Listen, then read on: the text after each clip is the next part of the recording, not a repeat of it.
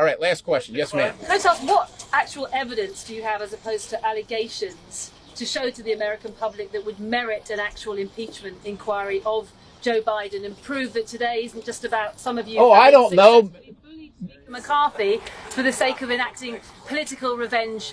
This isn't about political revenge. We have the bank accounts. We can see, ma'am, you can see that the homes that the Bidens own can't be afforded on a congressional or Senate salary. You also understand that it's not normal for family members to receive millions of dollars from overseas interests. Those things aren't normal. That's not normal to have 20 shell companies. These things are not normal, and it alludes to not only just widespread corruption, but money laundering, if not influence peddling itself. And we also have the president, or the vice president at the time, on record saying that the prosecutor was fired. Well, son of a bitch, the prosecutor was fired, right?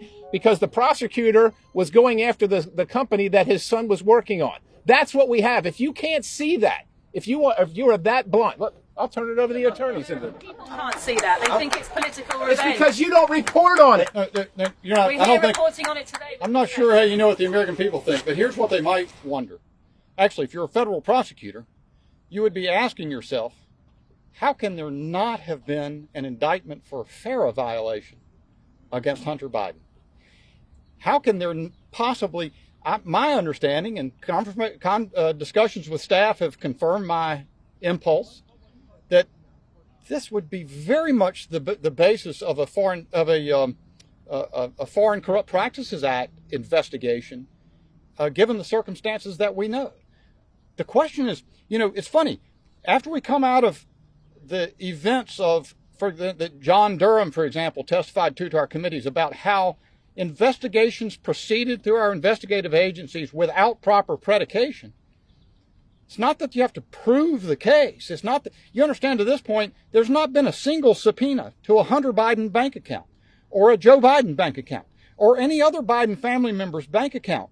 Because until an impeachment inquiry commences, that's not a jurisdictional possibility. Well, it would be stretching jurisdiction to do that. But there's ample predication at this point in time based on that very unusual set of circumstances, which is for no apparent payment for expertise or services rendered. Biden family members writ large received over $20 million. That we know of. It is very simple for someone just to insist there's an absence of evidence.